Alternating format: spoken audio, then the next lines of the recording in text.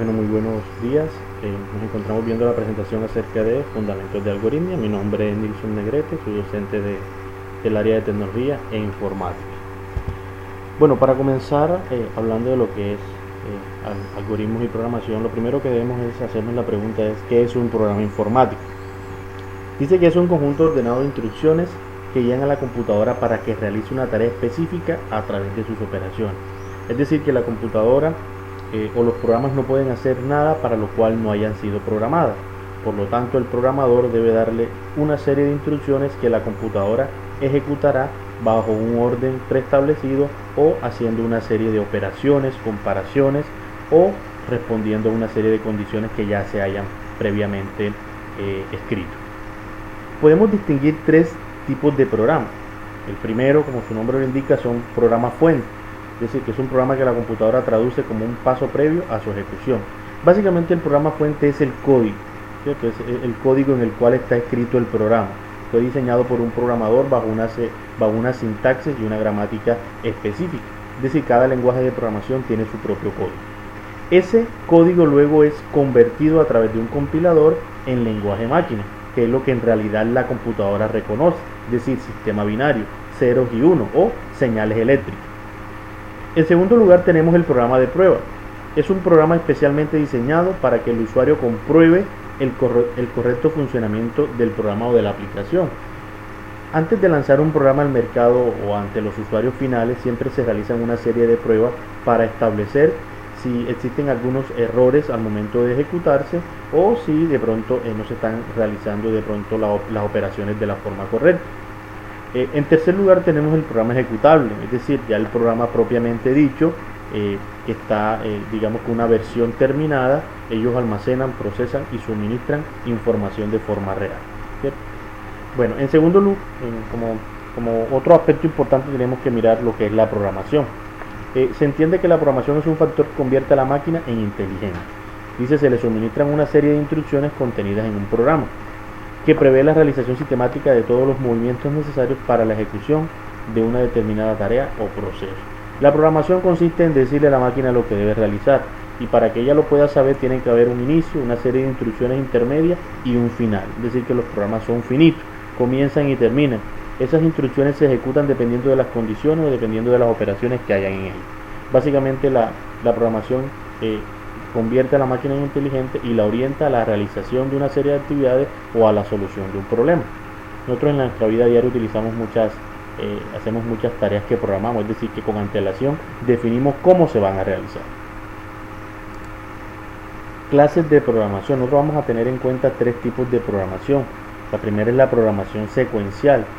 Dice que se considera programación secuencial a los programas que se diseñan con instrucciones que van una detrás de otra. Es decir, yo tengo una instrucción A, B y C y se ejecuta en ese orden establecido. Es decir, que para que una línea se ejecute debió existir una línea anterior y así sucesivamente hasta llegar al final del programa.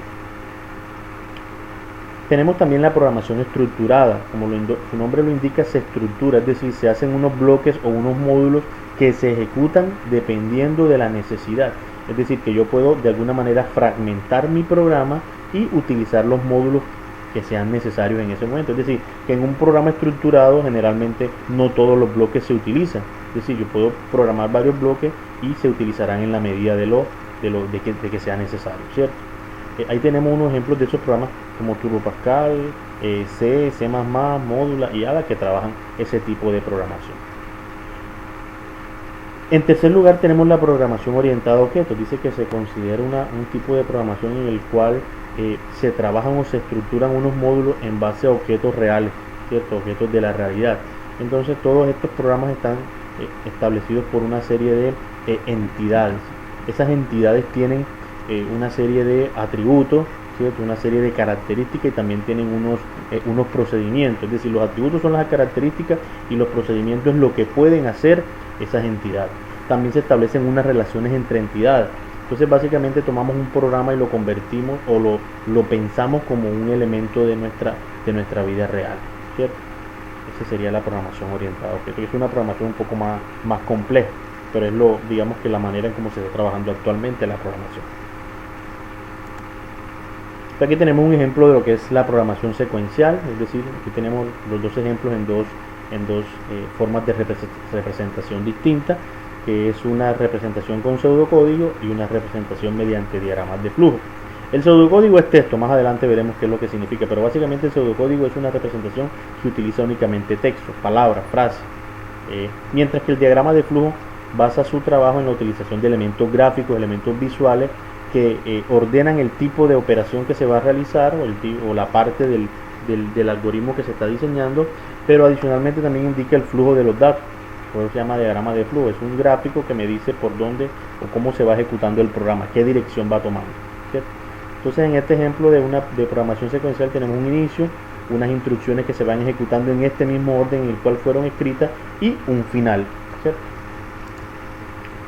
Aquí tenemos un ejemplo de programación estructurada donde existe, por ejemplo, un bloque principal que tiene un inicio, tiene un proceso A, proceso B y un fin. Pero dentro del proceso A también hay unas instrucciones, ¿cierto?, que se pueden o no realizar dependiendo de la necesidad del programa o de lo que se vaya a hacer, o dependiendo de las condiciones establecidas. Estos módulos que nosotros conocemos aquí, que vemos aquí como proceso A y proceso B, son funciones y procedimientos, que es una manera de encapsular los programas y de hacerlos más estructurados o más organizados. Esto me permite que yo no tenga que repetir código, ¿cierto?, sino que el programa sea lo más compacto y lo más organizado posible. Acá tenemos un ejemplo de programación orientada a objetos. En la POO o programación orientada a objetos se trabajan entes. Aquí tenemos 5 entes que son persona, institución, administrativo, docente y personal de limpieza. Estamos haciendo un programa para almacenar la información, por ejemplo, de una institución educativa, y cada tipo de persona se entiende como una entidad, ¿cierto? En la parte de arriba de esa persona tenemos los atributos. En este caso, en la entidad persona tenemos un atributo que es el nombre, y tenemos una serie de procedimientos, ¿cierto?, o métodos que son registrar, consultar y sueldo. Es decir, nombres, estos son atributos, son características, mientras que estos procedimientos es lo que puede hacer esa entidad. Asimismo con los demás ejemplos. Y entre estas entidades existen unas relaciones, ¿cierto? Es decir, existen unos datos que pueden pasar de una entidad a otra o que se utilizan en diferentes entidades. Bueno, aquí al final tenemos, por ejemplo, ya las fases del proceso de programación. Es decir, como la programación es una actividad organizada, estructurada, la ingeniería del software ha establecido una serie de fases que son vitales para poder programar, empezando por el análisis, pasando al diseño, la codificación, la compilación y ejecución, y por último el mantenimiento. Esto se llama ciclo de programación, porque cuando llega al mantenimiento, luego nuevamente, si yo quiero mejorar algo, puedo regresar al análisis, ¿cierto?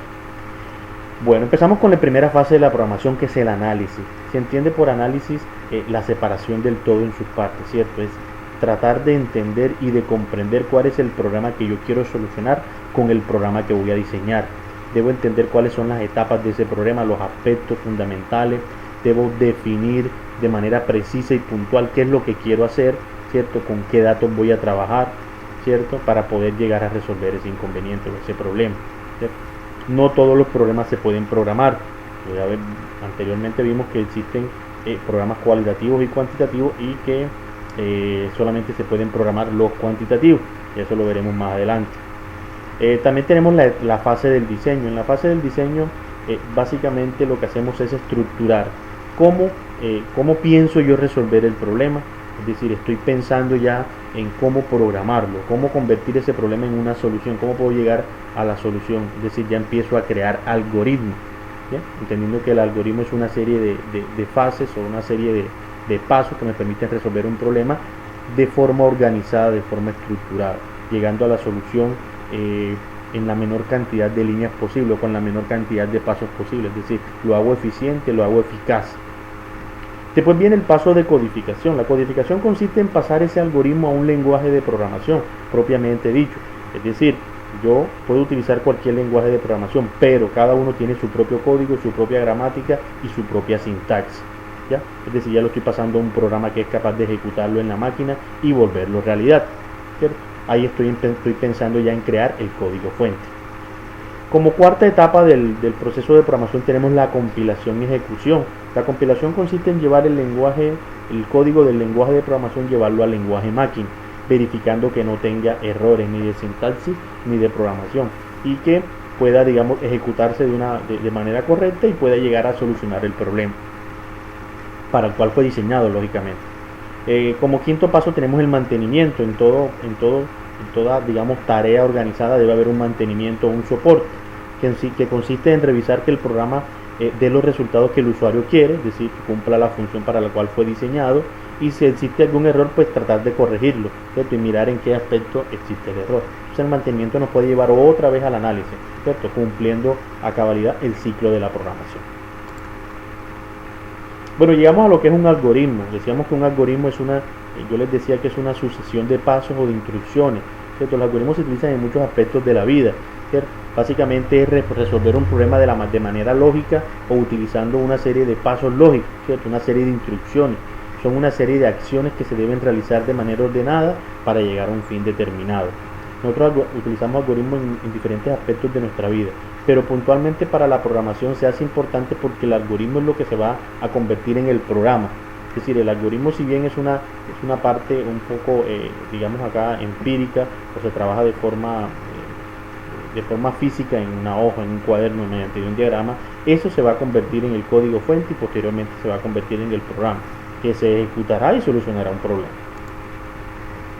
Existen básicamente dos clases de algoritmos, existen los cualitativos y los cuantitativos.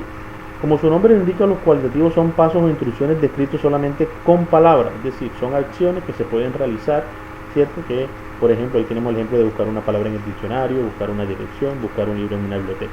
Utilizan textos, palabras o frases, ¿cierto? De nuestra vida cotidiana. Los algoritmos cuantitativos son pasos o instrucciones que involucran operaciones o cálculos matemáticos y lógicos. Es decir, ya aquí involucramos una serie de operaciones que se pueden definir con previa o con anterioridad y que me van a llevar una serie de pasos finitos, es decir, unos pasos limitados. Entonces los cuantitativos son, por ejemplo, sumar dos números, calcular la nota definitiva de un alumno o liquidar la nómina de una empresa.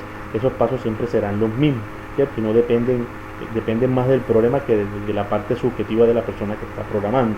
Aunque ningún algoritmo es igual a otro, pero los cuantitativos son, digamos, más homogéneos en su diseño. Aquí tenemos al final de esta breve exposición, tenemos una reflexión que nos pregunta, determine cuál de estos algoritmos son cualitativos y cuáles son cuantitativos. De acuerdo a la explicación que les voy a dar, usted me va a decir, ustedes me van a escribir como parte de su aporte, de estos 4 ejemplos que están aquí, cuáles son cualitativos y cuáles son cuantitativos, ¿cierto? Y me van a explicar por qué, ¿sí? Me van a justificar su respuesta. Bueno, esto ha sido todo, nos vemos en una próxima presentación y espero su aporte aquí en la plataforma Edmodo.